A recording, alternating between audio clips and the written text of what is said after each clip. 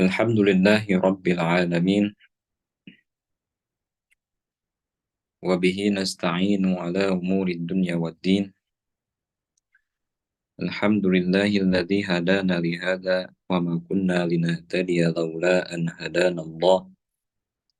Ashhadu an la ilaha illallah wahdahu la syarika lah wa ashhadu anna sayyidana wa maulana Muhammadan abduhu wa rasuluhu la nabiyya ba'da. Allahumma salli ala sayyidina Muhammadin salatan tuballighuna biha hajja baitikal haram wa ziyarata habibikal mustafa sayyidina Muhammadin alaihi afdhalus salati wassalam fi sihatin wa afiyatin wa bulughil maram wa ala alihi wa ashabihi ajma'in wa sallim. Wa ba'du, faya rabbi shrah li sadri wa yassir li amri wahlul 'uqdatam min lisani yafqahu qawli. Para hadirin peserta majelis PSBB rahimakumullah, alhamdulillah pada pagi hari ini kita diberikan kesempatan dan alhamdulillah kita diberikan kesehatan dan juga taufik untuk melaksanakan rutinitas kita sebagaimana rutinitas kita selama bulan Ramadan sejak dari awal tanggal 1 hingga sekarang, yaitu menghiasi pagi kita dengan acara kuliah pagi ataupun majelis ilmu berkaitan dengan PSBB, The Power of Syukur. Salawat serta salam semoga tetap terlimpah curahkan kepada junjungan alam baginda Nabi Muhammad SAW. Hadirin majelis PSBB rahimakumullah, alhamdulillah pada pagi ini kita sudah sampai pada sesi Zoom atau majelis yang sampai ke episode ke-22 atau 23 Ustaz nanti panggil. Episode ke-22 hari ke-23. Yang berjudul insya Allah tema untuk hari ini adalah biasakanlah diri berterima kasih. Itu yang mungkin. Nah, alhamdulillah sudah sampai pada saat ini, dan sebelum kita memulai acara tersebut, acara hari ini, maka alangkah baiknya kita buka dengan pembacaan basmalah bersama-sama. Bismillahirrahmanirrahim. Bismillahirrahmanirrahim. La haula wa la quwata illa billahil aliyyil azim. Untuk selanjutnya adalah pembacaan ayat suci Al-Quran yang insya Allah akan dibacakan oleh Ustadz Kiai Haji Fahmi Gumilar. Kepada beliau dipersilahkan.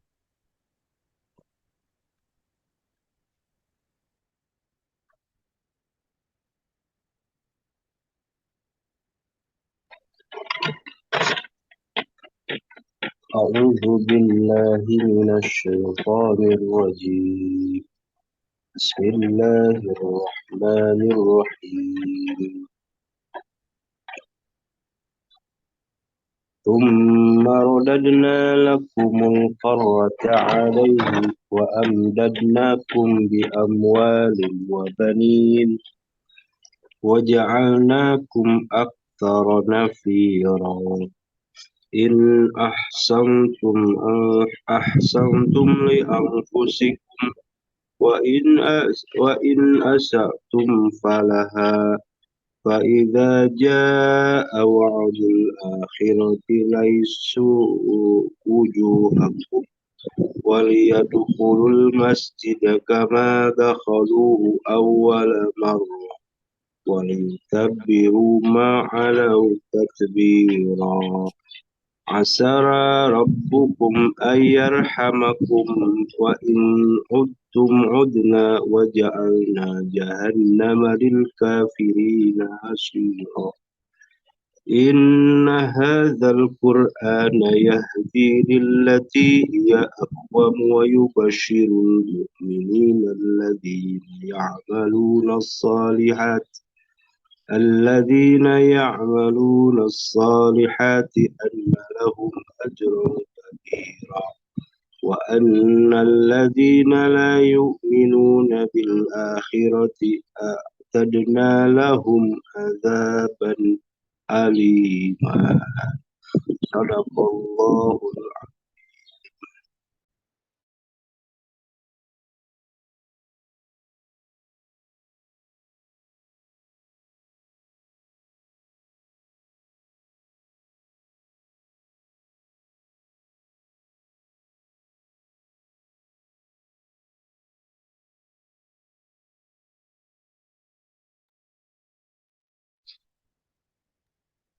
Dan Faisal masih di mute kayaknya.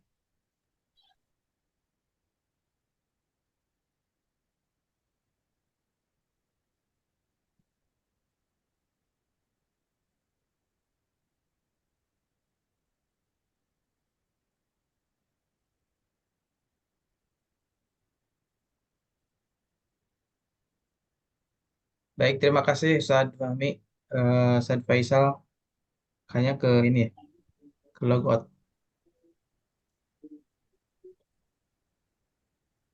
Baik, saya lanjutkan dulu mungkin ya. Nah,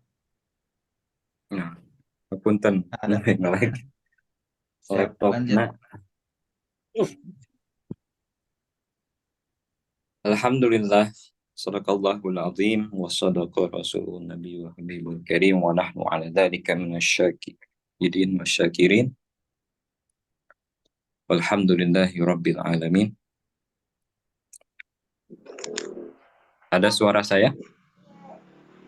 Ada, Ustaz, Tidak lanjut. ada. Tidak ada, Ustaz. Jadi dua. Ya, tas ayat. Sekarang. Ayat. Bismillah. Ayat. Itu saya tengah kuping. Ada. Ya Allah, ya Allah. Bismillah. Cek. Hadir. Ayah Ustaz, ya. Cek. Alhamdulillah telah dibacakannya ayat dari Quran. Semoga menambahkan keberkahan bagi kita semua dan di majelis ini. Untuk selanjutnya, insya Allah kita langsung saja melanjutkan materi yang akan langsung dibawakan oleh guru kita semua, yaitu Al-Ustadz Dr. Kiai Haji Zainul Rafiq hafizahullah ta'ala wa ila fadilatihi falyatafaddal mashkura wa minallahi ta'ala ma'jura. Bismillahirrahmanirrahim. Assalamualaikum warahmatullahi wabarakatuh. Assalamualaikum warahmatullahi. Alhamdulillah bi ni'matihi tatimmus salihat. Allahumma salli ala Muhammad wa ala ali sayyidina Muhammad. Assalamu alayka ya Rasulullah. Assalamu alayka ya Habiballah. Ashhadu annaka addaital amanah wa nasahtal ummah wa jahadta fi sabilillah. Fa ya rabbi syrah li sadri wa yassir li amri wahlul 'uqdatan min lisani yafqahu qawli, amma ba'du.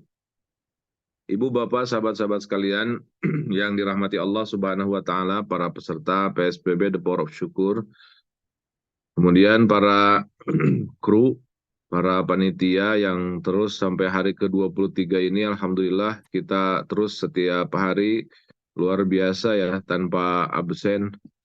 Saya pernah absen 1 kali ketiduran. Dan sampai hari ini, hari ke-23 dalam kebersamaan kita, Allah masih istiqomahkan kita, Allah masih berikan kesempatan kita untuk terus dan selalu bersemangat untuk bisa mengisi pagi kita dengan peningkatan spirit dan belajar bersama The Power of Syukur. Dan berarti sudah lebih dari 22 kali ataupun 22 hari Ibu Bapak, sahabat-sahabat sekalian yang ikut PSBB menuliskan minimal 10 hal yang bisa disyukuri dalam kesehariannya. Mungkin Ibu Bapak, sahabat-sahabat sekalian pernah merasakan dalam kondisi yang terburu-buru, dalam kondisi yang beda narasi dengan mood, tapi kita dipaksa untuk terus menuliskan kesyukuran. Dan terus terang saja ini akan menjadi sebuah kesan tersendiri dan mau tidak mau itu akan sedikit merubah pola di dalam pola kehidupan kita menjadi sesuatu yang terbedakan. Artinya kalau dalam sebuah teori ada yang disebut dengan servo mechanism. Jadi hidup kita ini Ibu Bapak ada mekanismenya. Jadi kadang kesalahan kita, ketidakcocokan antara harapan dan realita itu bukan hanya saja dari istilahnya itu dari faktor X. Tapi yang paling dominan adalah faktor dari dalam kita dan luar biasanya itu tidak kita sadari. Itu yang kemudian para ahli sebut dengan servo mechanism. Jadi ada sebuah mesin mekanisme dalam hidup kita yang sudah bertahun-tahun berjalan. Dan itu terkadang menjadi masalahnya karena kita tidak mengetahuinya. Kenapa ya orang lain itu dagang kemudian sukses? Saya itu sampai sekarang misalkan sudah umur sekian tahun, kadang mungkin 2-3 tahun sekali saya punya ide, saya buka usaha inilah. Itu selalu gagal, selalu gagal, selalu gagal. Dan semua usaha-usaha yang kita tekuni itu selalu berakhir begitu. Misalkan saya punya ide misalkan bikin usaha.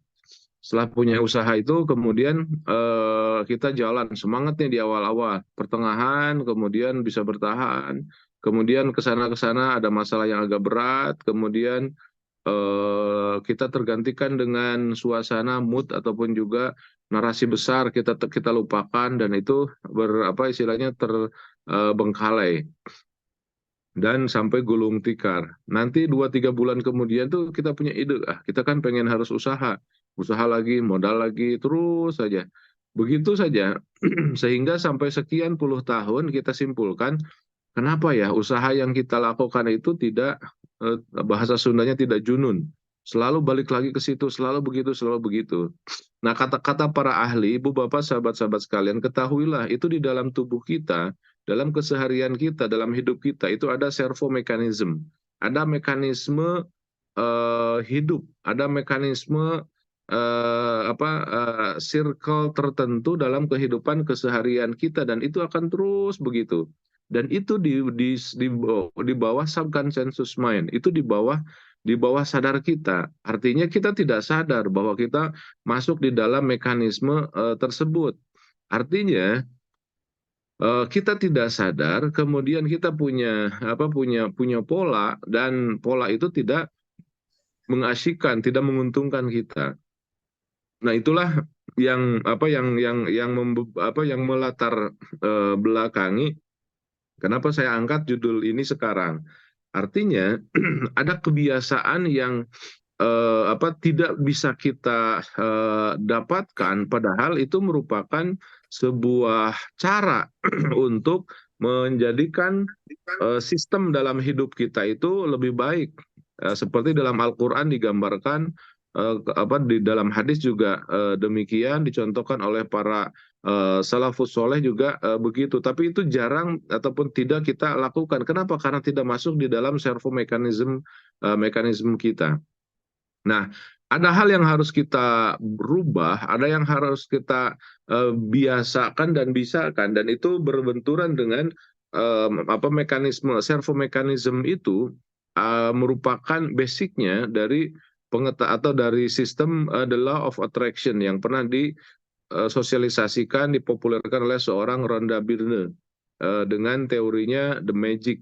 Nah, teori the law of attraction ini menjadi kebiasaan, menjadi sistem dalam kehidupan kita, karena memang bukan hanya dinarasikan dengan verbal, dengan lisan ataupun dengan sikap-sikap, tapi juga memang dari sistem.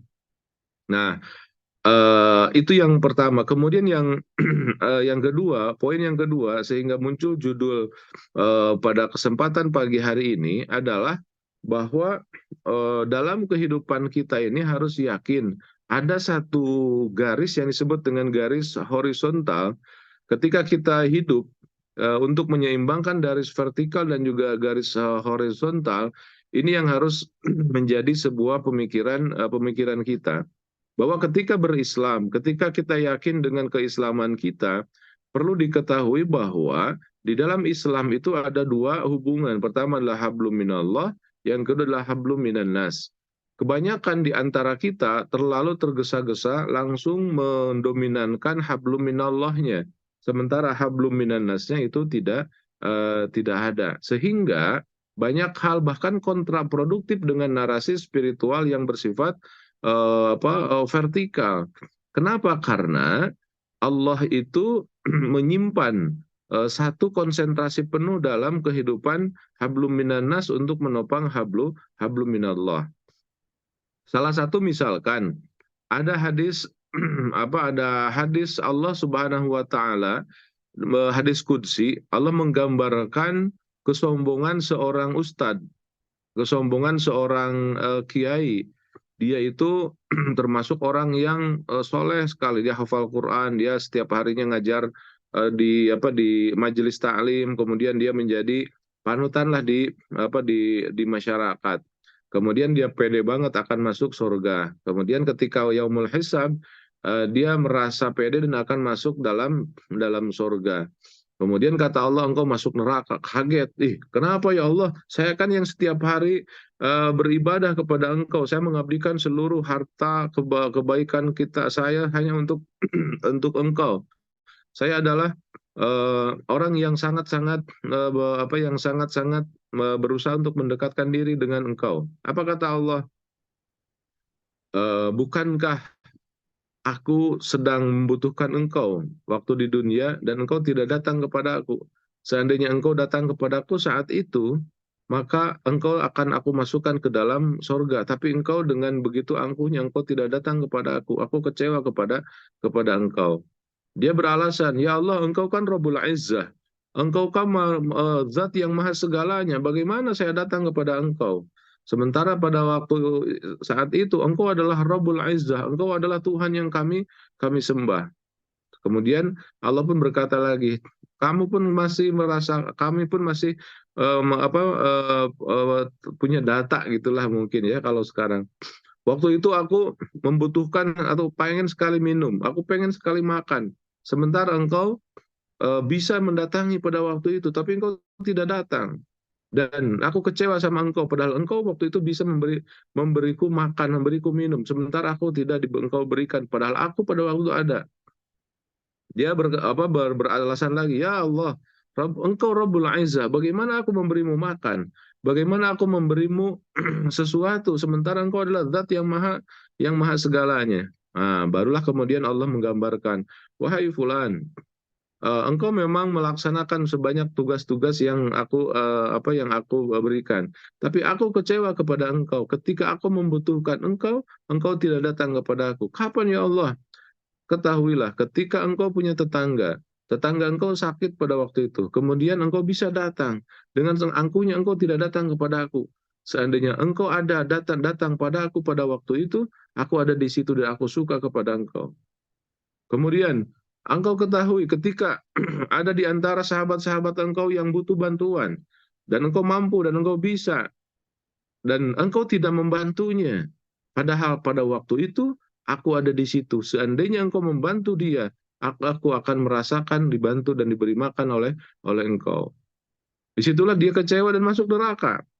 Kenapa? Kuncinya adalah dia merasa dan menggambarkan bahwa yang namanya keislam, yang namanya ketauhidan, yang namanya agama, dia hanya jalur vertikal saja dengan Allah yang kita sembah. Padahal kata Allah ada di orang-orang miskin, Allah ada di orang-orang yang bersama-sama dengan engkau hidup di dunia. Bahkan kata Allah, aku tuh lebih dekat ketimbang hablul warid, ketimbang hatari ari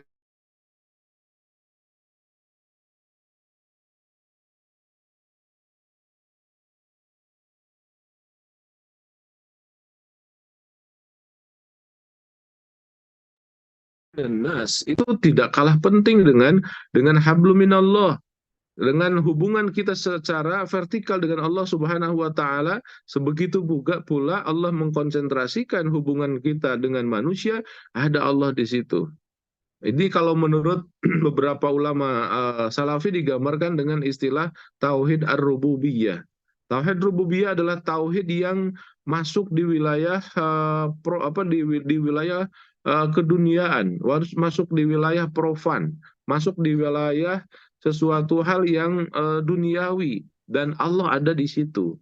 Nah, memposisikan posisi Allah ada di tempat itulah merupakan sebuah ketepatan dalam kita melakukan aktivitas kehidupan keseharian kita dalam agama kita.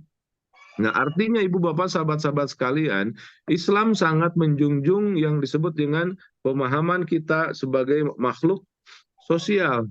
Makhluk sosial, bahwa kita berhubungan bukan dengan Allah, kita berterima kasih kepada Allah, tapi yang paling utama adalah berterima kasihlah kita kepada siapapun yang bersama hidup dengan kita. Apapun yang kita lakukan, sebagaimana kita selalu mengucapkan kalimat hamdalah, tanda memuji kita kepada Allah atas segala kebaikan Allah kepada kita, begitupun kita dengan manusia.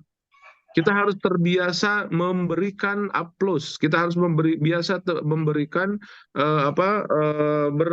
berucap terima kasih, ataupun juga berlaku mengapresiasi atas kebaikan kita. Ibu bapak sahabat-sahabat sekalian, inilah problem kita bersama, termasuk mohon maaf saya secara pribadi pun memiliki keterbatasan, memiliki kekurangan. Salah satu adalah dari dari hal ini. Kita kurang begitu bisa mengapresiasi, memberikan kebaikan, ucapan ataupun juga apresiasi kebaikan kepada orang-orang yang bersama-sama dengan kita. Apalagi mereka itu misalkanlah orang-orang yang terdekat dengan kita, terdekat dengan kita dalam kehidupan keseharian kita. Kita banyak menganggapnya bahwa itu adalah sebuah hal yang wajar, yang biasa. Tapi harusnya apresiasi, untuk berterima kasih, untuk berbaikan, untuk menyampaikan sesuatu, itu menjadi sebuah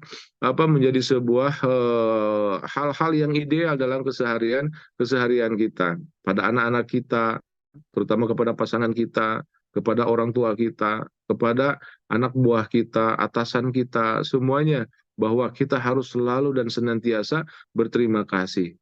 Artinya, berterima kasih itu adalah sesuatu hal yang ajaib, sesuatu hal yang menarik keajaiban dalam kehidupan keseharian kita. Terima kasih ya, terima kasih ya. Apapun yang terjadi, meskipun luar biasa kita rasakan tidak nyaman. Ibu bapak sahabat-sahabat sekalian, salah satu di antaranya adalah ketika kita bisa koprol ya, bisa melawan suasana diri, kita berterima kasih kepada orang-orang yang telah menyakitkan kita, yang telah mengantarkan kita kepada suasana di mana kita kecewa, dan kita berterima kasih kepada dia. Itu suatu yang sangat-sangat luar biasa. Itu posisi yang sangat-sangat indah ketika kita bisa berterima kasih kepada orang-orang yang telah menyakiti kita. Berarti kita betul-betul mengambil sebuah ibroh, sebuah pelajaran yang penting dari rasa sakit hati kita. Bukan saja kita tidak reaktif dengan sesuatu yang terjadi dengan kita, tapi malah sebaliknya, kita berterima kasih atas sesuatu yang terjadi pada kita, dan itu menurut logika kebanyakan adalah suatu hal yang menyakitkan. Kalau kita sudah bisa sampai pada derajat itu, itulah yang sungguh sangat luar biasa. Kita mogok ban, kemudian ditolong oleh orang, terima kasih, itu mungkin di angkanya kalau dari 1 sampai 10 di angka 3 ataupun 4, biasa saja. Tapi kalau kita dicegat, kemudian ban kita dimatikan ataupun juga dibitukan gitu kan, kemudian kita tidak bisa berjalan kan, dituntun, dan kita berterima kasih kepada orang yang seperti itu, ini yang menjadi sebuah prestasi bagi kita. Biasanya kalau kita kecewa, kebiasaan kita, servo mekanisme hidup kita itu apa?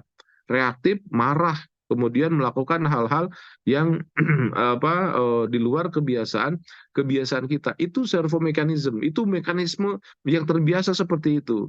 Nah, kali ini kita ingin mencoba mengeluarkan kebiasaan itu dalam keseharian kita, dan itu yang disebut dengan the miracle, dan itu yang disebut dengan sesuatu hal yang luar biasa.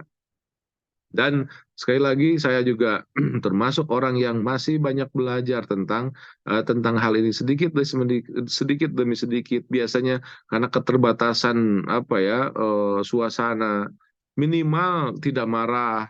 Dan kalau kita bisa mengapresiasi dengan sesuatu hal yang kita berterima kasih, itu sangat luar biasa. Kenapa? Karena kita menjaga hubungan baik kita dengan sesama manusia. Ketika kita berbuat baik dengan sesama dan walaupun dia benci terhadap kita, itulah prestasi yang sungguh sangat luar biasa. Jadi ibu bapak, sahabat-sahabat sekalian, saya ingin lebih menekankan bahwa kehidupan dalam kebermasyarakatan, dalam kebersamaan dengan orang lain yang beda tipe, yang beda kebiasaan, yang beda karakter, yang beda keinginan, yang beda obsesi, itu yang sungguh sangat luar biasa. Maka kuncinya satu dalam the power of Ka'bah, dalam the power of syukur ini apa? Berterima kasihlah kepada siapapun.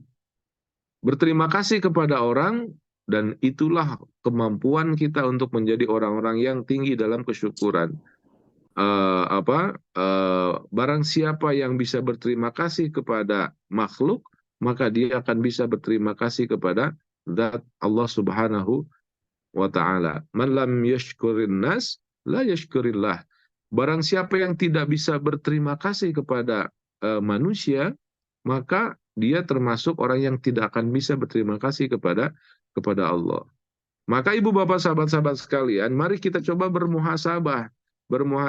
Pernahkah kita berterima kasih kepada orang tua kita? Berat sekali, ya kan? Apalagi kadang kalau kedekatan kita dengan orang tua itu misalkan gimana gitu. Kadang mau ngomongnya berat gitu. Tapi ketahuilah bahwa itu adalah mukjizat. Bahwa itu adalah sesuatu hal yang luar biasa. Misalkan ke ibu kita, Mah ataupun Umi, makasih ya sudah merawat Ananda sekian tahun. Yakin kata-kata itu adalah termasuk, mohon maaf, saya secara pribadi, kata-kata itu belum pernah terucap, gitu kan. Makanya saya bilang saya pun masih banyak belajar kepada sesama, dan kalau sebelum kita terlambat, selama orang tua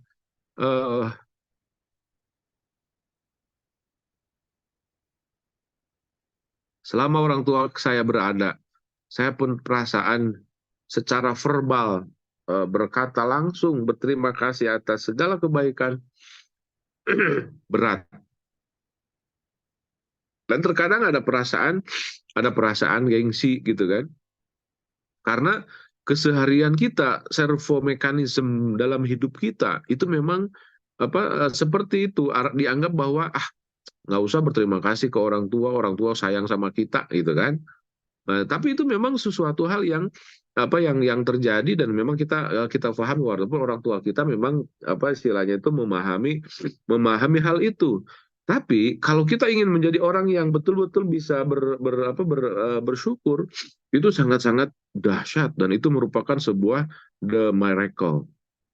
Orang yang dekat dengan kita, misalkan suami kita, istri kita, sekali lagi termasuk saya secara pribadi adalah orang yang sangat-sangat masih agak belum terbiasa. Kita belajar bersama.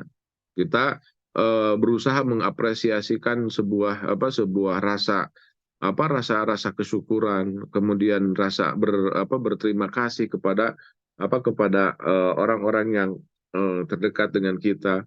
Dengan anak-anak pun demikian. Dan apa? Sekali lagi, kata-kata terima kasih itu adalah sesuatu hal yang dahsyat dan itu adalah keajaiban. Keajaiban dalam kehidupan keseharian kita. Kita bisa bersyukur, berterima kasih kepada orang yang bersama kita. Kita akan lebih mudah berterima kasih kepada sahabat kita, saudara kita. Karena memang servonya begitu gitu. Tapi kalau kita ingin betul-betul memiliki apa eh, apa namanya keajaiban dalam hidup kita itu luar biasa. Nah, kata-kata ini saya terinspirasi oleh saya nenek punya nenek kemudian apa pernah bilang ke ke saya dan waktu itu memang sedang apa gitu saya lupa lagi kemudian berterima kasih dia pakai bahasa Sunda. Kata beliau begini, sebenarnya cenah anu ngabedakeun jalmi luhur jeung jalmi rendah teh tina cara ngucapkeun hatur nuhun.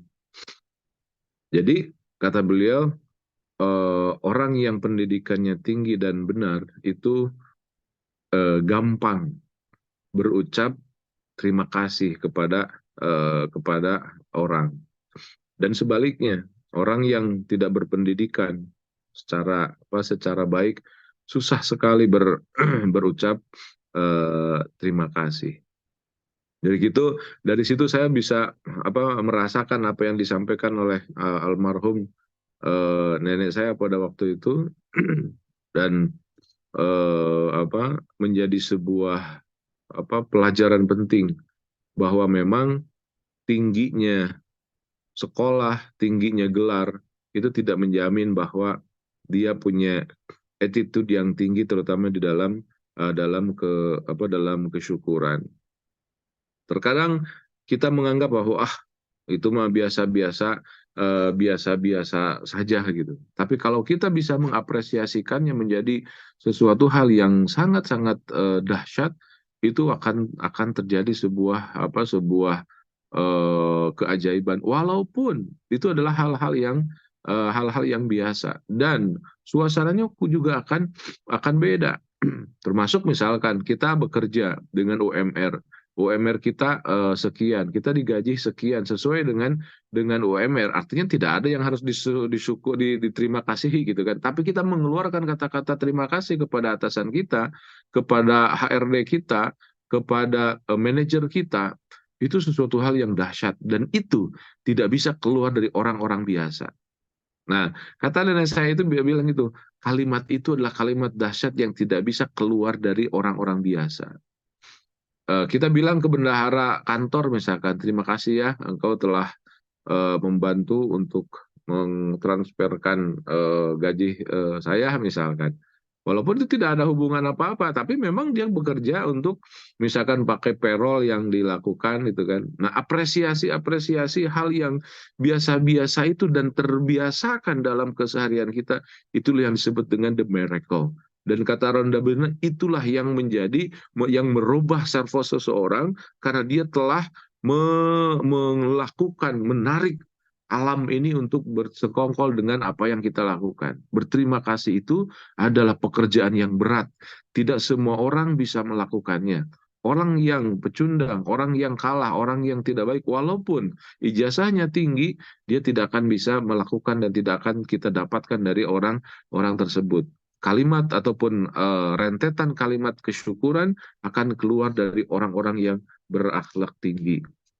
Nah, berterima kasih atas apapun yang terjadi, apalagi berterima kasih kepada hal-hal yang kita rasakan tidak nyaman. Artinya kita bisa mengolah, jiwa kita ini bisa mengolah sesuatu yang tidak nyaman menjadi sebuah kenyamanan.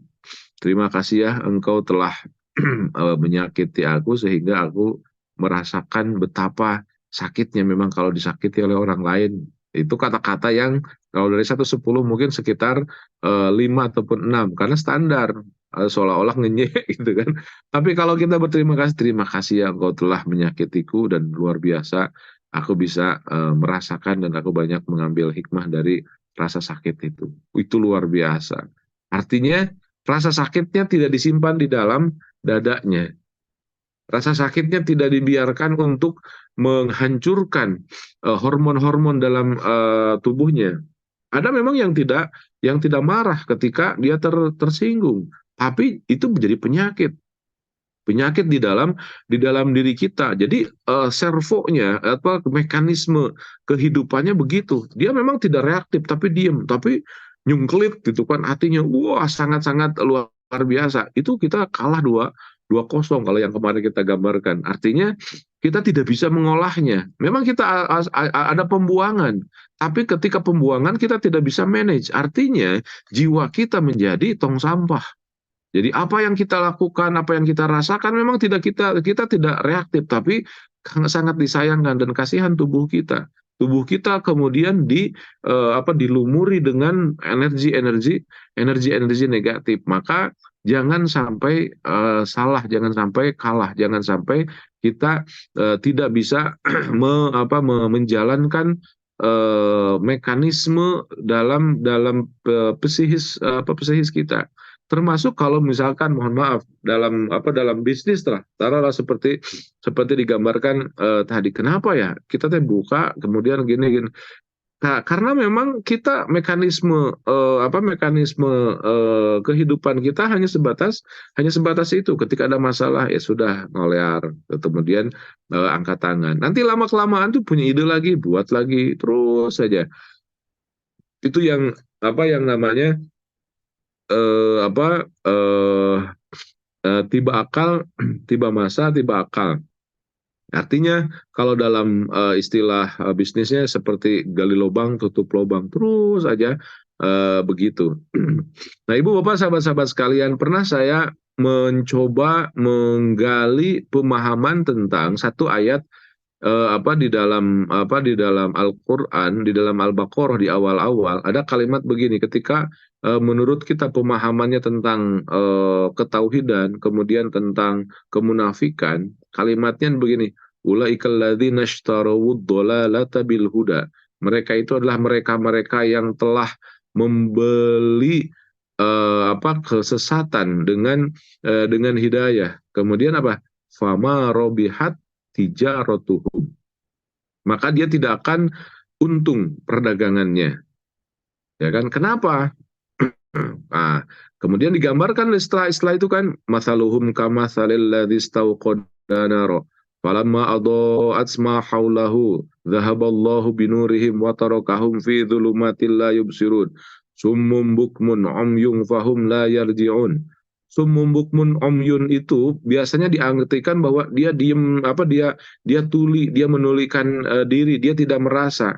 Dan kalau diurai ketika kalimat fama robihat tijaratuhum itu adalah bisnis, itu adalah perilaku bisnis. Dia dalam berbisnisnya dia tidak memiliki planning yang jelas.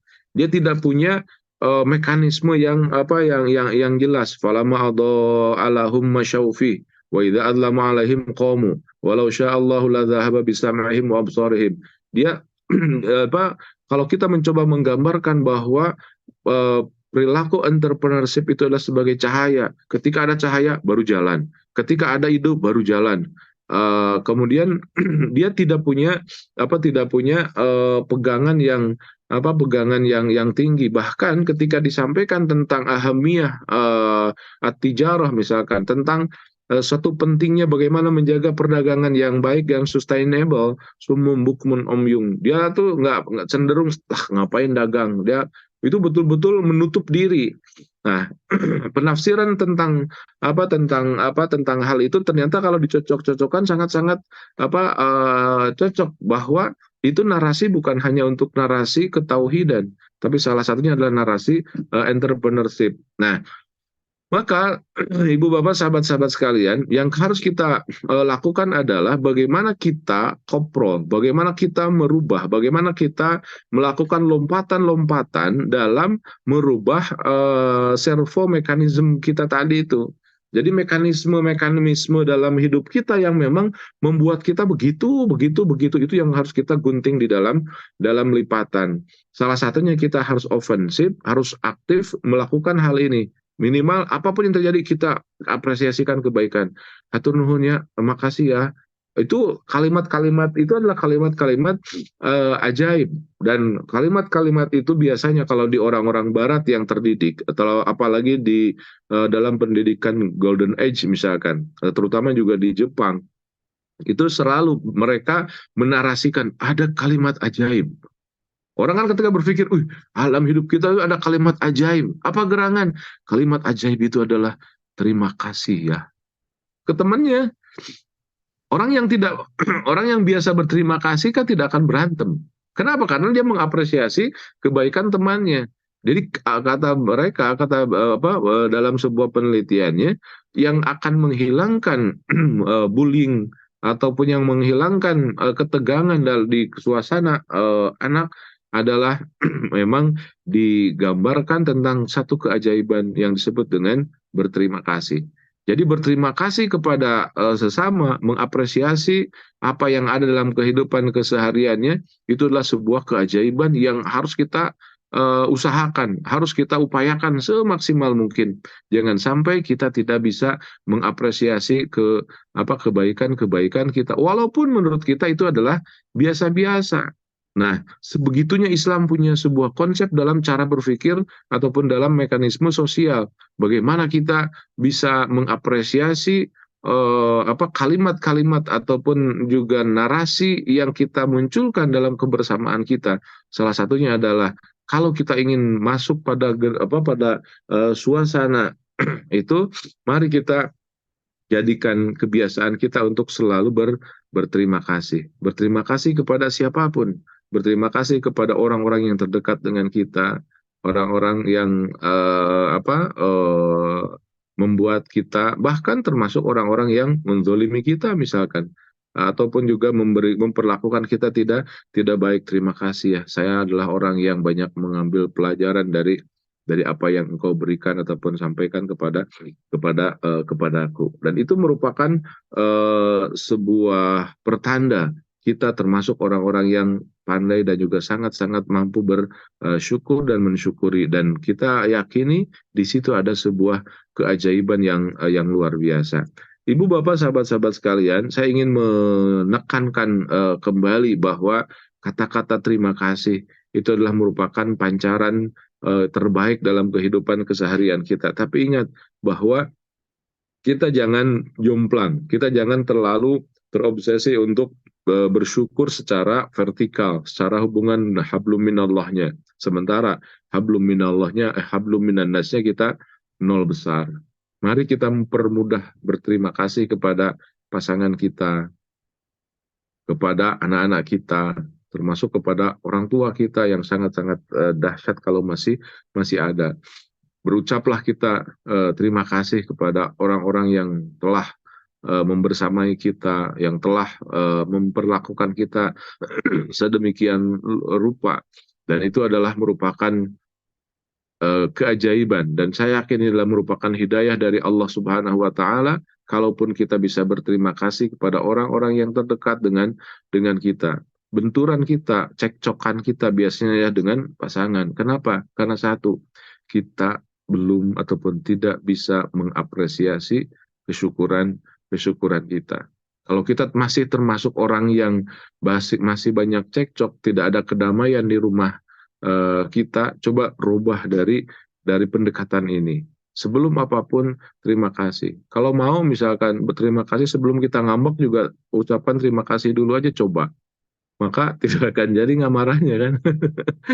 Kita mau marah banget karena kita ingin merubah diri, kita ingin sehat, kita ingin merasakan keindahan dalam tubuh kita. Satu hal yang akan menjadi dan merubah kehidupan kita seutuhnya adalah biasakan kita berterima kasih terhadap siapapun, terutama kepada orang-orang yang paling dekat. Biasanya, ibu bapak sahabat-sahabat sekalian, saya mengantarkan orang-orang yang akan merasakan keindahan di kota Mekah, Saya selalu menyampaikan ibu bapak, jangan sampai kita berada di Mekah, di Ka'bah, berterima kasih kepada Allah, sementara kita belum menjadi orang yang berterima kasih kepada orang-orang yang dekat dengan kita. Sebelum berangkat ke Ka'bah, sebelum kita berada di depan Ka'bah, sebelum kita berdoa di padang Arafah, maka sebelumnya kita harus urai dulu siapa yang lebih dekat dengan kita.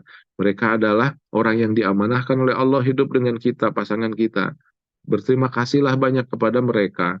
Yang kedua, kepada anak-anak kita, berterima kasihlah kepada mereka. Jangan berpikir kita bahwa itu anak-anak yang saya bayar, anak-anak saya yang siapkan segalanya. Harusnya dia dong yang berterima kasih ke saya. Saya kan bapaknya, saya kan ibunya. Nggak bisa seperti itu. Kita rubah cara cara berpikir itu, kita telah berusaha memberikan hal yang terbaik, kemudian kita ucapkan terima kasih. Nak, terima kasih ya. Engkau sudah bisa menjaga nama baik keluarga. Engkau sudah bisa melakukan banyak hal. Terima kasih kita selaku orang tua kepada anak-anak kita.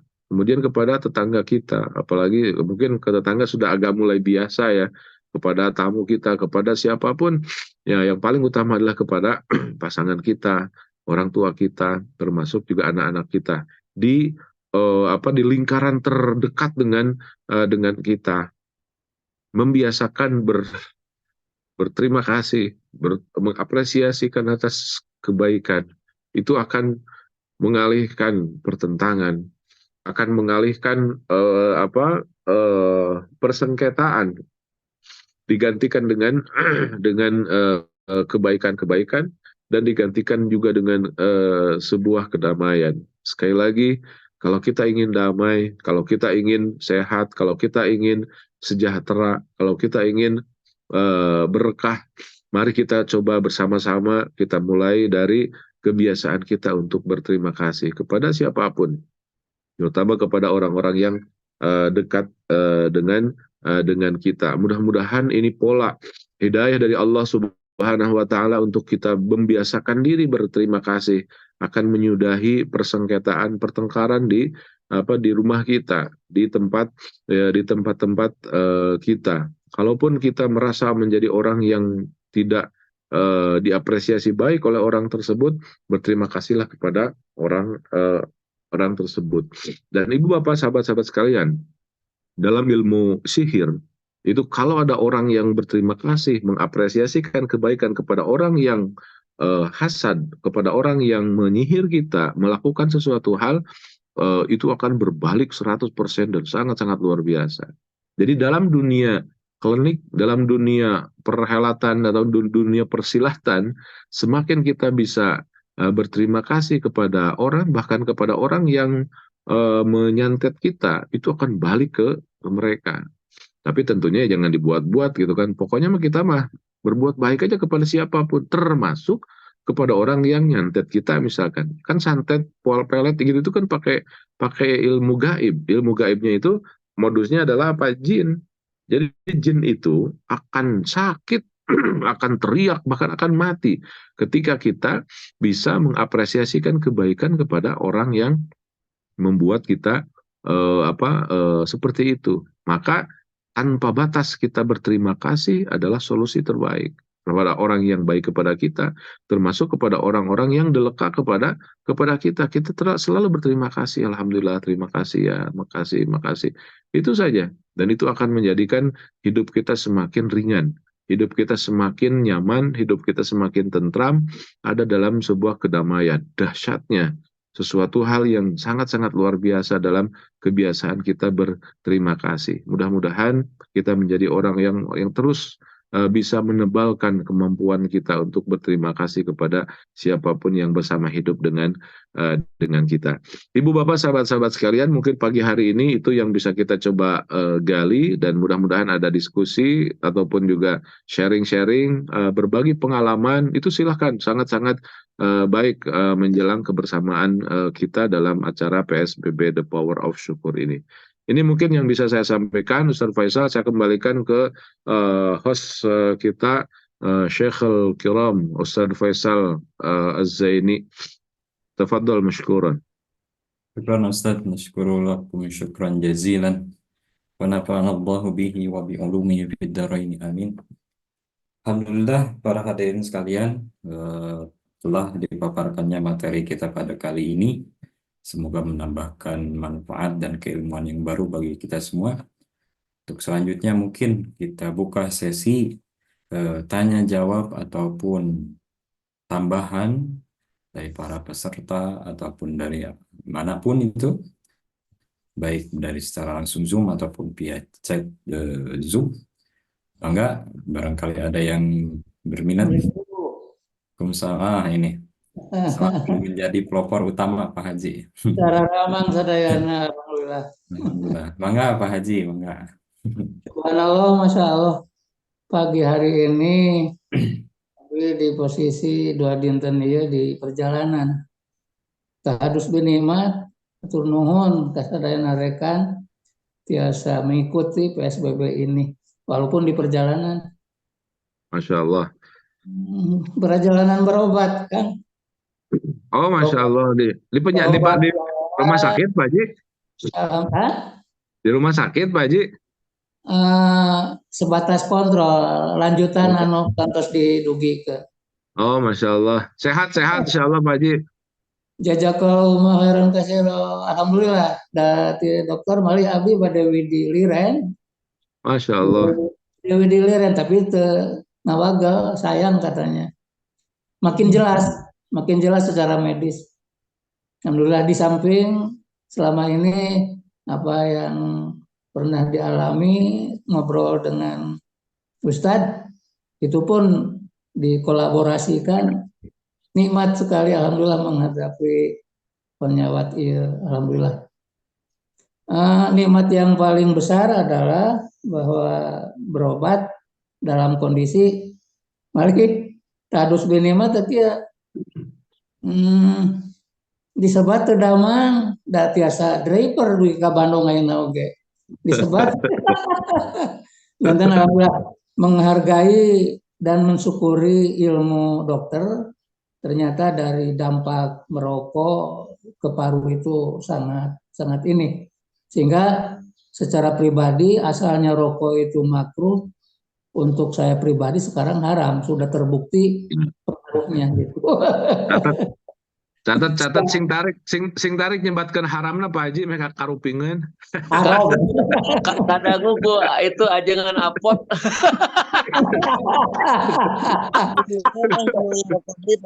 Kadang lah kadang paru-paru.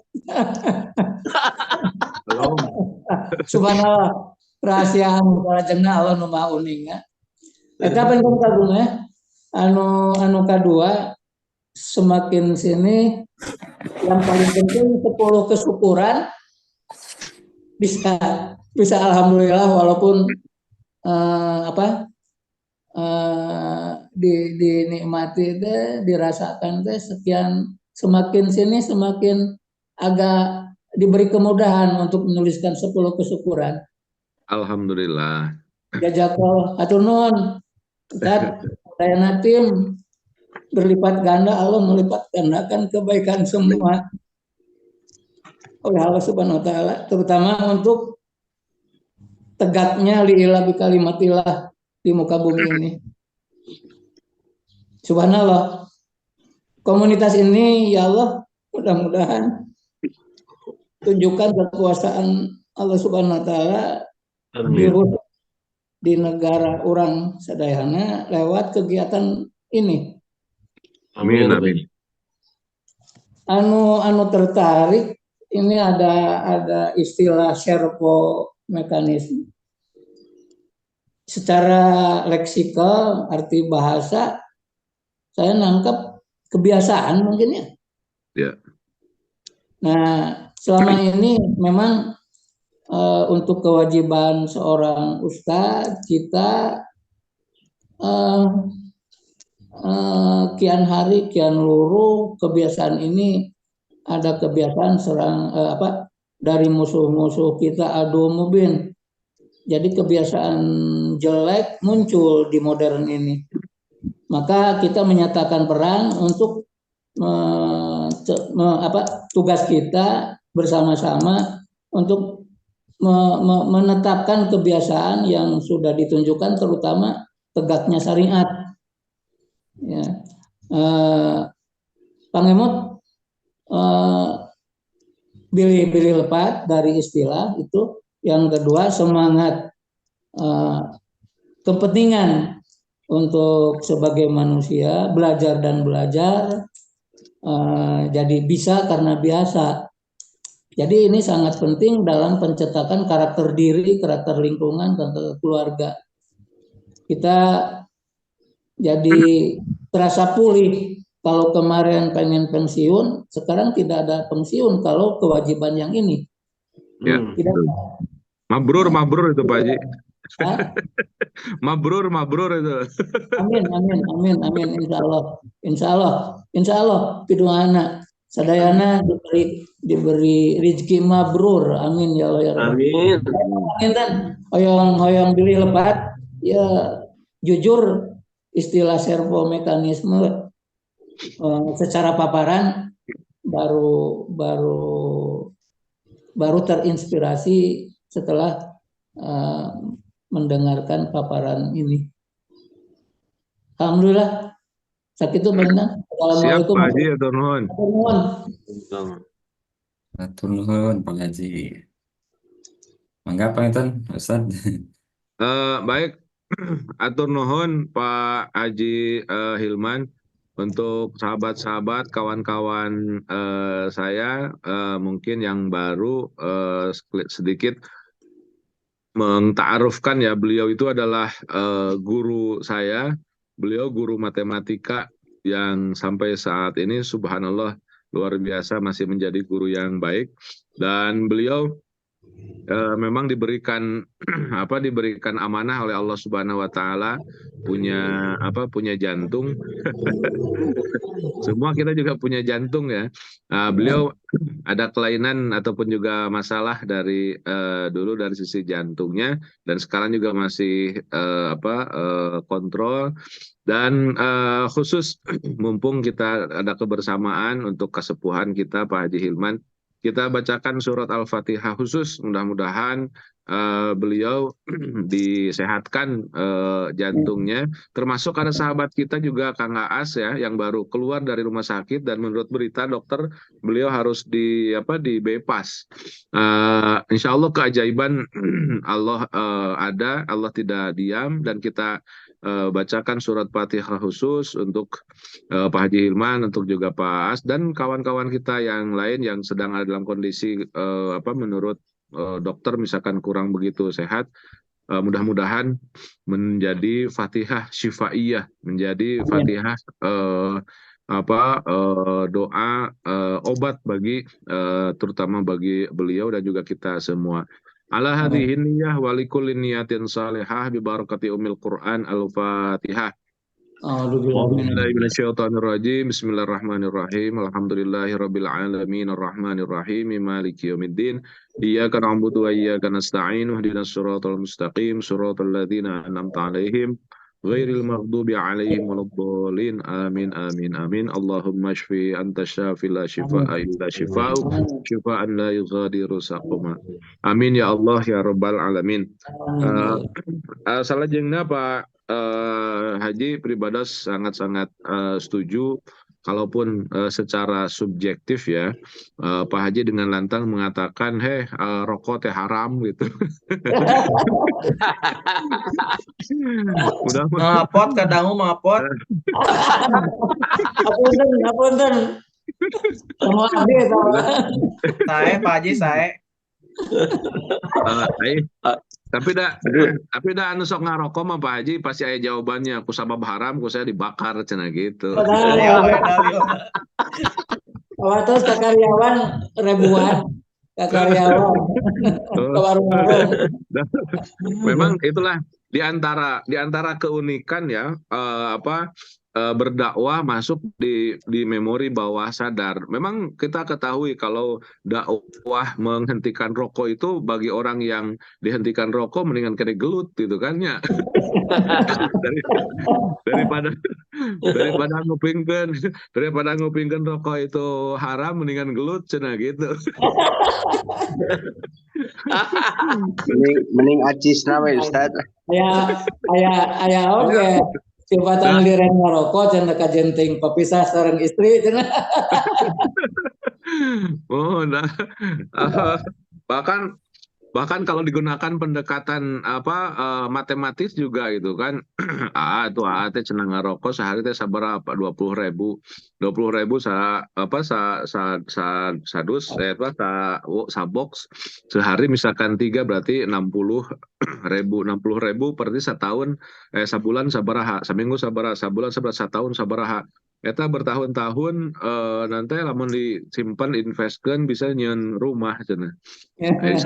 Aisyah anjir nanti ari akan nu nyari gaduh bumi acan lebih menggaduh sih.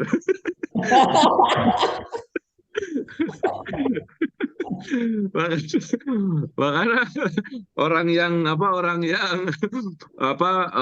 memang orang yang bisa menikmati rokok itu memang dibahasakan dengan orang yang tidak bisa menikmati rokok memang akan ada bedanya gitu kan bahasanya beda gitu. Ya. Dan kalau pendekatan kesehatan pun Pak Haji selalu ada jawabannya katanya.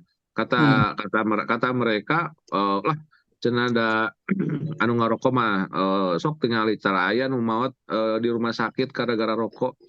Sabab can ka rumah sakit geus maot. Mautnya di bumi kene. Artinya memang itu berhubungan dengan kekuatan sadar dan juga bawah sadar. Bagi orang yang ngerokok, kenikmatannya itu luar biasa dan tidak bisa dibeli gitu kan. Apapun yang terjadi ya terima kasih semua kita selalu mengapresiasi dan kita tidak memposisikan orang yang merokok itu lebih tidak sehat. Buktinya cenah Kang Aas ge kena masalah teh kusala meureun rokok cek Mang Awang begitu. Kapan sami di sekolah kayak ti payun nuju aktif keneh kan gara-gara liren teh kan tos ngedrop terus we sakit-sakitan kata kita ti sahabat terdekat ji cenah geus saya ngarokok deui geuning kalah geringan atau tergoda ngiringan deui unik oge alhamdulillah. Kemudian selanjutnya Pak Haji tentang servo mechanism itu memang betul yang dikatakan adalah kebiasaan, cuman dalam servo mechanism itu ingin menggambarkan bahwa yang namanya kebiasaan itu dibangun bukan hanya dari kesadaran, ada hal-hal lain yang justru kita lebih urai bahwa sebuah mekanisme dari sini kebiasaan begini, kemudian ini begini, kemudian secara keseluruhan kemudian menjadi akumulasi. Jadi ketika kita berkata tentang servo mekanisme adalah mekanisme tubuh kita ataupun mekanisme hidup kita yang ditopang oleh beberapa kebaikan-kebaikan dan itu akan mengarah pada satu yang disebut dengan karakter gitu kan. Nah, itu ternyata kalau karakter kadang-kadang orang sudah karakternya begitu tidak bisa dirubah. Ternyata karena kita memahaminya sebagai servo mekanisme. Jadi mekanisme ini kita coba urai dari satu-satu. Oh ini nih dikurangin, ini ditambahin, ini. Jadi karena sebuah mekanisme ternyata semuanya bisa kita urai. Nah dari uraian-uraian itu masing-masing yang mengarah pada karakter itu, pada kebiasaan itu bisa kita urai dan bisa kita hentikan satu-satu biar sesuai dengan yang kita lakukan. Nah, salah satu misalkan dari kebiasaan dalam dunia subconscious mind, dalam alam bawah sadar, ada misalkan yang namanya trauma. Trauma itu adalah sesuatu hal yang terjadi, jadi memori bawah sadar kita merekam sesuatu yang terjadi, kemudian ada ada hormonal yang keluar dan itu terus terjadi ketika orang tersebut mendapatkan suasana itu. itu yang disebut dengan teknik behaviorism. Jadi dalam behaviorism itu seperti itu. Di antaranya di Australia itu ada sebuah penelitian. Jadi ketika sapi dikasih makan, sebelum dikasih makan itu pakai kelenteng, pakai serina gitu kan. Kelenteng, teng, teng, teng, teng, teng, teng, teng, baru dikasih makan. Kelenteng, teng, teng, teng, dikasih makan. Nah, lama kelamaan makannya tidak ada pakai kelenteng, teng, teng, teng, teng, itu air liurnya keluar. Jadi kebiasaan seperti itu diteliti, itu yang kemudian disebut dengan teknik behaviorism. Kebiasaan gitu. Nah, termasuk mohon maaf dalam merokok juga ada yang berhasil dan bisa seperti itu. Saya pernah melakukannya walaupun tidak totalitas dalam keberhasilan, mencoba masukkan ke wilayah trans seseorang itu masuk ke wilayah trans, kemudian dikasih sugesti bahwa coba Anda rasakan bagaimana nikmatnya ketika Anda merokok. Ketika Anda merasakan nikmatnya ngerokok dan ingin Anda ngerokok, kemudian itu tergantikan dengan ketika Anda mengambil air putih. Jadi setiap Anda mengambil air putih, Anda akan merasakan nikmatnya, nikmatnya ngerokok. Jadi fly-nya bagaimana itu sangat-sangat luar biasa Anda rasakan ketika Anda mengambil air putih. Memang seminggu 2 minggu itu terjadi. Jadi ketika mau ngerokok, ujung-ujung saya pengen ambil air. Jadi kenikmatan ngerokoknya itu digantikan dengan minum air putih, dan itu bisa terjadi. Dan itu secara ilmiah saya pernah lakukan. Dan ada orang yang memang biasa seperti itu, karena di memori bawah sadar itu bisa kita rubah-rubah, walaupun kadang-kadang tidak permanen ya, karena itu butuh masuk ke wilayah transnya dulu. Termasuk misalkan ada orang yang trauma jeruk. Di kantor saya dulu ada karyawan yang tidak bisa makan jeruk. Jadi kalau lihat makan jeruk itu udah muntah aja. Kemudian ketika saya baca hal-hal yang seperti ini, saya coba praktekkan. Kemudian saya suruh tutup mata, kemudian masuk ke wilayah trans lebih dalam, udah lebih dalam. Kemudian Anda bayangkan jeruk.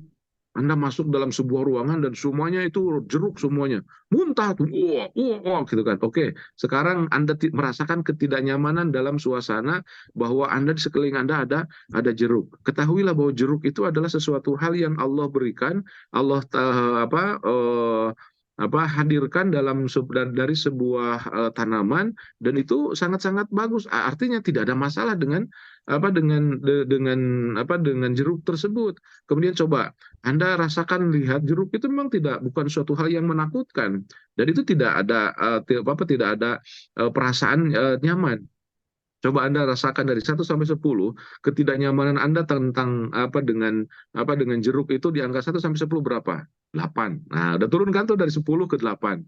Terus disugesti lagi, sekarang ketidaknyamanan Anda dengan jeruk itu dari angka 1 sampai 10 ada berapa? 6. Oke, terus lama, dan itu terasa sampai terakhir karena jeruk itu makanan biasa, kemudian biasa-biasa saja sampai terakhir, dan itu jeruk tidak ada masalah. Coba sekarang dari 1 sampai 10, rasa biasa Anda, ketakutan pada jeruk biasa. 1, gitu ya. Oke, dalam hitungan ketiga Anda buka mata, kemudian Anda pegang ini sesuatu. Kemudian 1, 2, 3, buka, kasih jeruk. Biasa. Padahal sebelumnya ketika melihat jeruk itu dia langsung muntah lagi, tidak nyaman. Kenapa? Karena itu tadi ada mekanisme yang terekam di alam bawah sadar, kemudian secara hormonal itu keluar. Jadi memori itu bahayanya masuk di memori bawah sadar gitu kan. Dan itu yang menjadikan karakter anak misalkan suka ngebully ataupun suka mukulin orang. Ketika dia melihat orang tuanya berantem gitu kan, berantem gini, kemudian juga masuk ke memori bawah sadarnya. Ketika dia berhadapan dengan temannya, mana mungkin dia bisa menghargai, dia mau memukul saja, dia ini saja. Itu memang karena yang dia rasakan ketika otaknya ada dalam kondisi wilayah trans, melihat orang tua dan ibunya misalkan ngebully ataupun juga mukulin ataupun apa, itu terekam di memori bawah sadarnya. Dan itu sangat bertahun-tahun menjadi sebuah mekanisme dalam hidupnya. Kemudian itu harus dicoba diurai, Dan itu bisa terjadi. Ada juga orang yang orang tidak jemaah, Ustadz, kenapa ya anak saya itu susah sekali belajar? Susah saya belajar, sudah ke psikis ini, suka begini-begini, sudah dicoba di ruqyah, anger we katanya. Kemudian itu tadi artinya di ruqyah hanya sebatas dimasukkan ke ruangan sama ustadznya, dibacakan surat as-sofa, teriak-teriak gitu kan, tapi nggak ada efek apa-apa. Kenapa? Karena memang dia mekanisme memori bawah sadarnya. Coba masuk ke memori bawah sadar, kemudian diurai, di semuanya digambarkan, kemudian memori lama itu dinolkan, kemudian diganti, dan itu bisa. Dan artinya mekanisme seseorang dalam hidup itu ada. Dan ilmu ini sebenarnya yang dilakukan oleh kepolisian ketika menginterogasi. Jadi jangan, sama polisi itu jangan main-main. Tidak ada polisi yang tidak sukses. Kenapa? Ilmunya sudah ada. Ketika orang ketangkep misalkan, bagaimana caranya dia keluar semua informasi-informasi. Jadi saya tuh termasuk orang yang tidak percaya kalau misalkan polisi melakukan hal-hal yang di luar inian gitu kan. Kenapa? Karena standarnya sudah jelas. Termasuk ilmu ini. Ada seorang ustadz, waduh, dihormati banget di masyarakat, tapi kok polisi mah ditangkap kemudian kenapa? Karena mereka punya dalil, punya data. Maka agak harus hati-hati ketika kita melihat. Kenapa? Karena dengan ilmu. Kadang orang di masyarakat mah wah dilulukan gitu kan, tapi ternyata punya perilaku yang nyimpang tentang seks misalkan. Itu banyak seperti itu dan di masyarakat tertutupin. Tapi dengan ilmu itu, dengan apalagi sekarang ada lie detector gitu kan, ada pendeteksi kebohongan. Itu ilmunya memang ada, dan dari servo mekanisme itu tadi. Jadi mekanisme itu dibongkar oleh para ilmuwan, dan tidak ada yang istilahnya, tidak ada yang bohong gitu kan, betul-betul terjadi. Nah, saya ingin mengatakan bahwa mekanisme dalam kehidupan kita itu sangat-sangat universal. Maka Islam mengajarkan kepada kita semua lini itu harus diisi dengan baik. Artinya coba, Islam kan mengatakan man kana yu'minu billahi falyukrim dhaifahu, man kana yu'minu billahi falyukrim jarahu. Dengan tetangga harus baik, dengan dengan tamu harus baik, dengan semuanya, dengan yang bersama-sama hidup dengan kita. Artinya dunia sosial di dalam Islam itu sangat dihargai dan ditarik ke wilayah spiritual. Itu dihargai sebagai kebaikan kita kepada Allah, kepada Tuhannya. Berbaik kita. Jadi bagaimana Islam dikatakan orang agama teroris, toh ke hubungan sosial yang baik itu ditarik ke wilayah spiritual. Artinya nggak mungkin kalau orang mengatakan bahwa Islam itu agama teroris. Justru sebaliknya, narasi Islam itu narasi humanistik, kemanusiaan gitu kan. Nah, cuman memang kalau masuk ke wilayah politik, itulah yang yang menjadi, termasuk orang-orang yang bunuh diri bom itu kan bukan dari Islam, tapi dia didrill oleh orang-orang yang punya cara ngedrill otak. Ada pernah dengar kan, ada istilah apa namanya pengantin baru gitu kan. Jadi betul-betul dia itu ingin mati dan dalam kondisi pengantin baru di surganya gitu kan. Surga gimana, orang dia ngebom, orang ngebunuh orang. Islam mengatakan barang siapa yang membunuh satu orang, faka'annahu qatalan nasa jami'a. Barang siapa yang membunuh satu orang saja, seolah-olah dia membunuh an-nasa jami'a, semua manusia dibunuh. Betapa Islam itu tidak membolehkan dalam proses membunuh. Ini ujug-ujug pakai bom, datang Allahu Akbar, dar gitu kan. Itu memang luar biasa, narasi humanioranya, narasi kemanusiaannya sudah hilang. Dan itulah masih banyak di sekeliling kita pemahaman-pemahaman yang demikian. Pakai sorban, seorang ustadz cerita di dalam mimbarnya, tapi intinya ceramahnya apa? Menjelek-jelekan orang. Dari mana Islam belajar seperti itu? Rasulullah itu walaupun bagaimana tidak pernah menyinggung orang lain, apalagi ngejelek-jelekan presiden, ngejelek-jelekan gubernur, ngejelek-jelekan bupati, ngejelek-jelekan kelompok lain di dalam khutbah misalkan. itu sudah tidak Islami sebenarnya, tapi dibawa oleh orang-orang yang punya casingnya Islami, pakai sorban, lafal Qurannya juga hafid Quran, ya kan? Luar biasa. Qurannya dihafal tapi sebatas memorinya saja. Lubunnya, intisarinya, isinya dari Al-Quran sama sekali jauh. Na'udzubillah summa na'udzubillah. Dan ini merupakan sebuah kekalahan ataupun juga musibah besar di dalam kita beragama. Nah, kemudian termasuk mohon maaf Pak Haji, ketika banyak juga orang yang punya pikiran menegakkan syariat, tapi tidak dengan pendekatan humanistik gitu kan. Bahwa tegaknya syariah itu adalah sesuatu yang harus. Kemudian kita menjadi sakit karena ini syariat kok tidak tegak-tegak gitu kan. Misalkan perlu disadari kalau saya menggunakan sebuah pendekatan bahwa yang namanya beda antara fikih ke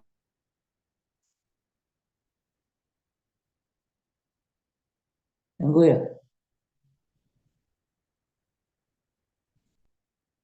Tungguan.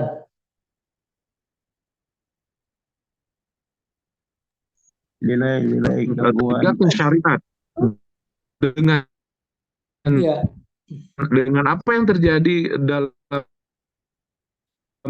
kehidupan sudah merasakan syariat itu memang sudah tegak dalam kondisi kehidupan yang sekarang. Misalkan kalau saya lebih mengambil bahwa Rasulullah Shallallahu Alaihi Wasallam membuat sistem negara tahun pertama hijrah kan membuat namanya Wathaiq al-Madinah. Wathaiq al-Madinah itu isinya adalah perjanjian hidup bersama antara orang Yahudi dan juga orang Islam. Kalau bagi saya secara pribadi, founding father kita, para pendahulu negara kita, membangun Pancasila, Undang-Undang Dasar Bhinneka Tunggal Ika, itu sama dengan Rasulullah ketika membangun Al-Wathaiq al-Madinah, artinya kebersamaan. Jadi saya cenderung sepakat dengan seorang promovendus yang mengatakan bahwa sistem negara yang sesuai dengan yang dibangun oleh Rasulullah di zaman dulu adalah Indonesia. Maka tidak segan-segan memang Syekh Al-Azhar itu mengirim timnya, termasuk katanya juga dari Amerika ke Indonesia untuk mempelajari Pancasila. Nah, jadi istilahnya tegaknya syariat dengan Pancasila itu tidak ada hal yang berbenturan gitu kan. Maka itu menjadi sebuah inspirasi kita untuk istilahnya tidak terlalu bahwa sistem negara kita itu harus khilafah misalkan kan ada pernah wacana seperti itu. Bukan sebuah blueprint bahwa kita harus melakukan sebuah perubahan yang totalitas untuk masuk di situ. Tapi nilai-nilai keislaman masuk di dalam sistem keindahan, dan itu yang kemudian disebut dengan darul mitsak. Nah, maka saya sangat sepakat sekali dengan Pak Haji bahwa ketika kita membangun sebuah misi besar adalah misinya li'la'i kalimatillah, tegaknya nilai-nilai dalam negara kita tentang nilai-nilai keislaman, dan kita yakin nilai-nilai itu sebagaimana dicontohkan oleh Rasulullah SAW. Nilai tidak pernah marah, nilai tidak pernah menggunjingkan orang lain di muka umum. Karena itu adalah istilahnya kehidupan sosial bernegara gitu kan. Kemudian banyak nilai-nilai yang memang diajarkan oleh Rasulullah Shallallahu Alaihi. Saya komentari untuk Pak Haji, insya Allah terus memberikan inspirasi, terutama kesemangatan untuk kita semua. Sekali lagi hatur nuhun pisan Pak Haji atas atensi dan juga arahannya dalam kebersamaan kita. Jadi ayah Pak Haji mah karaos energinya luar biasa. Mang Awangnya seorang anu di mana anu di pasar tunuh ge ku sabab isinah ku Pak Haji cenah Pak Haji semangat dan habis gitu. Bari coba dia bari kadang-kadang kameranya di pareuman da itu teh bari nunutan. Kemarin itu pernah tapi Pak Eka. Atur nuhun Pak Haji, saya kembalikan ke Ustaz Faisal, mangga. Nuhun. Atur nuhun. Salajengna panginten selanjutnya ada yang mengangkat tangan, Pak Ahmad Rosyad. Mangga dipersilakan kepada beliau. Turnuhun. Assalamualaikum warahmatullahi wabarakatuh. Waalaikumsalam warahmatullahi wabarakatuh, Pak Haji. Punten ieu sok nimbrung wae nya ieu karsa nuju di jalan Pak Ustadz. Hatur nuhun Mudah-mudahan Pak masih kena Rasad. aya waktu, iya, mohon. Terus sok ieu jadi kacanduan ya tiap enyi. Tadi Pak Rende kamu mun bari gogoleran deui mah. Karsan deui mah. Alhamdulillah wilujeng kasadayana nya wilujeng sahu. Iya Pak Ustadz, ini mungkin pertanyaannya sekarang banyak yang lagi dibahas, yang lagi viral nih di sosmed. Antara 10 hari terakhir itu ya, katanya nggak ada fatwanya gitu ya. Padahal sebenarnya 30 hari itu memang sudah terbaik semua gitu ya. Masalah yang 10 hari terakhir gitu ya. Sampai ayah memburu Lailatul Qadar teh di 10 hari terakhir. Jangan-jangan Lailatul Qadar juga malah di 10 hari pertama dan kedua gitu ya. Itu gimana Pak Ustadz? Saya ingin rada ini ya pencerahannya, soalnya lagi menikah bumi. Terus yang nyampeinnya kan banyak ustadz-ustadz muda gitu ya di sosmed itu melalui TikTok, melalui Instagram. Ya Allah itu teh kumaha menikah ilmu Allah teh sampai ke di obral-obral di sosmed gitu yang mungkin belum tentu kebenarannya Pak pasih gitu kayak Pak Ustadz. Itu aja Pak Ustadz, saya aja rada geremet gitu. Siap. Assalamualaikum. Waalaikumsalam warahmatullahi wabarakatuh. Langsung Ustadz Faisal ya. Mangga Ustadz langsung baik. Hatur nuhun Pak Ahmad Rasad, itu menjadi diskusi kita semakin hangat. Memang diskursus tentang Asyara Awakhir itu memang menjadi perdebatan yang juga setara dengan banyak perdebatan di dalam dakwah kita, dalam pemikiran keislaman kita, dan memang karakter ataupun juga suasana dalam dakwah Islamiyah di kita memang demikian. Namun perlu disadari bahwa memang keunggulan Asyara Awakhir itu bukan dari hadis Rasulullah. Itu memang lebih fixnya ataupun juga diarahkannya adalah dari berbagai kalam ulama, terutama Imam Al-Ghazali, yang bagi sebagian kelompok Imam Al-Ghazali itu adalah blueprint Islam gitu kan. Nah, maka memang tidak salah kalau mereka mengikuti arahan-arahan seperti itu, dan termasuk beliau itu adalah kalau di dalam kegiatan tarekat itu sebagai mursyid gitu. Jadi kata-kata mursyid itu kalau di dalam jam'iyah tarekat itu memiliki posisi yang disebut dengan posisi nabi gitu kan. Jadi ada sebuah teori dalam teori sufisme itu dipadankan dengan satu teori yang disebut dengan teori karismatik. Jadi teori karismatik itu adalah sebuah teori yang memposisikan pimpinannya sebagai wakil dari Tuhan.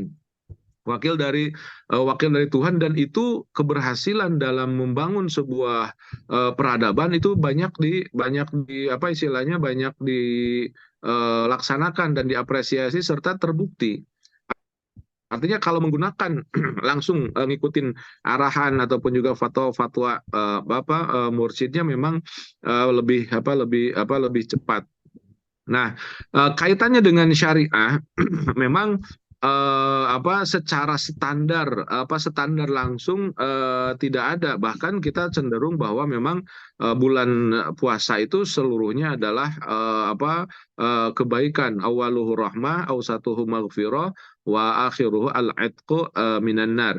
Namun bagi para salik, bagi para pengikut sufism, itu memang berbeda kebiasaan cara pemahamannya. Nah, yang terjadi adalah di tempat kita dicampur aduk mana fatwa-fatwa di komunitas dengan fatwa-fatwa di umum, apalagi sekarang sudah terbongkar dengan dunia media sosial gitu kan. Nah, ini memang harus proporsional. bahwa pemahaman itu adalah pemahaman orang yang memang seorang salik dan ingin istilahnya meninggikan menambahkan ritual-ritual kebaikannya misalkan, dan itu tidak salah. Monggo, tidak jadi masalah, karena juga ada koridornya. Kebanyakan memang yang berbenturan itu adalah fatwa-fatwa ataupun cara kerja dari kaum sufisme dengan kaum istilahnya itu yang berpikir, atau kalau pergerakan di Timur Tengah itu yang disebut dengan kaum Salafi, yang kebanyakan lebih memang metodenya untuk menyelamatkan hal-hal seperti itu. Jadi agar Islam tidak terlalu terlalu kemana-mana, dia pakai tagline namanya kembali ke Al-Quran dan Al-Hadis untuk menyederhanakan. Kemudian perbenturannya juga ada sebenarnya perbenturan antara murni penterjemahan lugawi dengan penterjemahan secara substansial sosiologis. Ya, otomatis penafsiran secara linguistik kebahasaan, narasi real dengan substansi, pendekatan substansi yang digunakan oleh sufisme ini betul-betul akan berbenturan. Nah, memang kalau kita membenturkan akan terbentur. Nah, maka butuh satu fikih untuk pemahaman, fikih untuk memahami itu. Jadi salah satu diantaranya fiqhut turas. Bagaimana kita memahami pergerakan Islam itu dari zaman ke zaman. Itu memang harus kita harus kita kaji agar tidak terlalu mudah mengatakan oh ini nggak benar, ini yang paling benar gitu kan. Sekian ratus tahun misalkan, seperti mohon maaf sekali. Ketika pandangan mazahib, dalam mazahib itu ada 4, Imam Maliki, Imam Syafi'i, Imam Hambali, Imam Hanafi gitu kan. 4 itu adalah ulama-ulama yang mengeluarkan fatwa fikih. Satu di antara yang lainnya terkadang berbeda. Nah, pertanyaannya, tahun berapa ini imam ada? Tahun sekian. Sebelum imam yang 4 ini ada nggak imam-imam yang kaliber seperti mereka? Banyak. Di antaranya Imam Al-Layth misalkan, Imam Al-Waqi pada sebelum Imam Syafi'i itu. Pertanyaannya, kenapa nggak masuk dalam fatwa ini? Nah, ini masuk di dalam sebuah kebijakan negara. Ketika zaman Harun ar-Rasyid, negara itu sedang dominasi keislamannya sangat tinggi. Kemudian negara ingin menjaga fikihnya lebih tertata, dikeluarkan fatwa-fatwa bahwa semua fatwa-fatwa fikih tidak boleh keluar dari 4 madhab ini. Nah, sekarang kita pada zaman yang sudah sekarang, apakah kita bisa ngambil fatwanya Imam Al-Layth misalkan, yang fatwanya berbeda dengan Imam Abu Hanifah Nu'man, ataupun juga dengan Imam Malik, ataupun juga dengan Ahmad bin Hambal. Pada tataran itu adalah kita melihat semuanya sama. Nah, artinya memang di kita ini karena fikih, karena syariah, karena fatwa itu sudah berjalan sedemikian rupa dan juga bertahun-tahun bahkan ratusan tahun, itu perlu ada pemahaman tentang pertentangan itu. Maka salah satu metode tentang yang akan mencairkan itu adalah metode muqoronatul madzahib. Ini pertama kali saya lihat dalam kitabnya Imam Syekh Wahbah Az-Zuhaili tentang metode muqaronah al-madzahib, sehingga tidak spirit untuk membenturkan, tapi proses untuk pendekatan. Nah, metode itu yang paling baik. Ketika ada beda pendapat itu, kita jangan mensikapi langsung dibenturkan, tapi langsung dengan pemahaman muqaronah, ataupun juga didekatkan. Oh, ini tuh kayak begini, oh ini kayak begini. Kalau memang demikian, kalau memang Islam ataupun juga umat sudah memiliki fikih muqaronah, itu insya Allah tidak akan merasa benar sendiri. Oh, memahaminya. Oh, memang ini seperti itu, alurnya ijtihadnya seperti ini. Karena wilayah fikih itulah wilayah ijtihadi. Oh, ini ijtihadnya ke sini, oh istilahnya ijtihadnya ke sini. Kemudian tidak beda. Yang beda itu bukan Islamnya, gitu kan, tapi hanya fatwa-fatwanya. Jadi ada syariah, ada fikih, ada fatwa. Fatwanya bisa aja beda-beda, tapi tetap syariahnya, karena syariah itu merupakan inti dari ruh dari keislaman kita. Jadi memang kembali ke apa yang dikomentari atau ditanyakan oleh Pak Ahmad Rasyad tadi, bahwa itu memang terjadi seperti itu, Pak Haji, dan kita wajarkan saja. Ya memang sesuai dengan apa istilahnya itu, keyakinannya masing-masing gitu kan. Ada yang sama kayak ada yang Persib, ada yang Persija, ada yang Persebaya gitu kan. Memang artinya keragaman ini tidak menjadi sebuah hal yang mendonkan spirit dalam kebersamaan kita. Toh mereka juga ada sanad pemahamannya yang memang itu seperti itu. Artinya tidak harus dibenturkan. Yang penting ya kita memang yakini. Seperti misalkan begini Pak Haji, kalau saya di dalam dunia umroh haji biasanya ya, di jemaah itu kadang-kadang ada yang ngamuk-ngamuk. Kenapa saya ngamuk-ngamuk? Kenapa ini travel kok nggak pakai arba'in gitu kan? Saya bilang, tanya ibu, arba'in itu apa? Arba'in itu kalau kita tidak melakukan, ya kita melakukannya itu betul-betul dihapuskan dosa soal segalanya. Saya bilang, ibu kemarin kan sudah wukuf di Arafah, itu tuh puncak dari penghapusan dosa semuanya. Ngapain lagi kita mempermasalahkan ini? Sementara ini pun ada bermasalah dari sisi hadisnya, kemudian juga dari kan nggak mungkin berbenturan satu dengan yang lainnya. Nah, kekurang pemahaman tentang peta syariah, kemudian fikih dan juga fatwa itulah akhirnya membentur menjadi satu hal yang negatif. Nah, ini yang nggak boleh. Maka harus disampaikan penekanan tentang bagaimana duduk permasalahannya. Toh dalam hal yang lebih global, kita sudah merasakan pengampunan yang luar biasa dalam proses ini ketika di Padang Arafah. Artinya di Madinah untuk sekedar cukupnya. Kalau memang mau arba'in juga boleh. Kemudian duduk permasalahan suasana ataupun juga hadisnya kita terangkan seperti ini. Artinya setelah difahami, oh begitu ya, oh begitu. Jadi sebegitu indahnya Islam ketika ada dalam sebuah keberagaman dan masing-masing punya dan tahu jalurnya gitu kan. Sama ketika misalkan di jalan di Bandung lah, misalkan ada jalan Braga. Jalan Braga itu ada banyak cabangnya, gang-gangnya. Ketika saya masuk ke Jalan Braga dari gang 1, tidak boleh dong yang gang 1 menyalahkan gang ya, orang yang masuk dari gang kedua, ketiga. Jalan Braga tuh salah, bukan dari situ, harusnya dari gang ini baru ke jalan Braga. Yang sana juga bilang, ya Jalan Braga itu masuk ke gang 3, masuk ke gini baru ke jalan. Kan dua-duanya juga sama-sama benar. Artinya butuh pemahaman takrib gitu kan, butuh pemahaman pendekatan untuk sebuah perbedaan. Dan ini memang tugasnya para dai, para ustadz, bukan malah mengkristalkan benturan. Karena terus terang saja menjelek-jelekan orang untuk mengambil simpati jamaah itu sangat mudah. Tapi itu kan jebakan Batman. Ketika kita coba ibu bapak tampil saja jelekan orang yang terkenal, jadi terkenal, ya kan? Itu metodenya Khalif Tu'araf.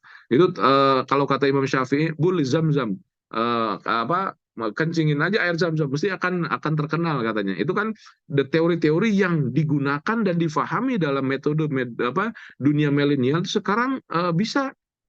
Gimana kayak yang penting viral dulu gitu kan. Hal-hal yang tidak bagus juga penting viralkan dulu, kemudian baru ke sana. Kenapa? Karena untuk mengambil sebuah subscriber yang banyak.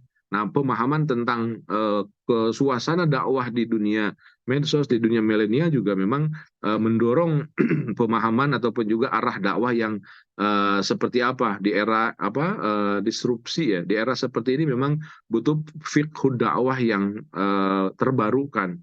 Tidak bisa menggunakan fiqh dakwah yang lama di era sekarang. Maka ini menjadi agenda kita bersama.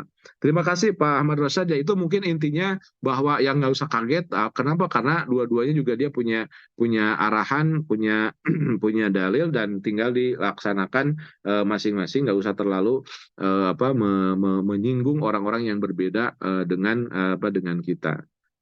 Atur nuhun, saya kembalikan ke Ustadz Faisal. Siap, atur nuhun pisan, barakallah Kang Ustadz. Baik, Ustaz, terima kasih atas pencerahannya. Alhamdulillah sekarang sudah menunjukkan waktu jam 7 kurang 9 menit. Mungkin Mungkin kiranya untuk materi kita hari ini dicukupkan sekian ya mungkin saja. Siap, atur nuhun. Nanti besok kita lanjutkan, tinggal ada beberapa episode. Mudah-mudahan pada pertemuan kita kali ini mendapatkan manfaat yang luar biasa. Dan Amin, amin. besoknya kita akan melanjutkan kembali masih di dalam kegiatan PSBB. Saya cukupkan sekian untuk pertemuan kali ini. Mohon maaf apabila ada kekurangan. Wabillahi taufiq wal hidayah. Wassalamualaikum warahmatullahi wabarakatuh. Subhanakallahumma wa bihamdik asyhadu an la ilaha illa anta astaghfiruka wa atubu ilaik.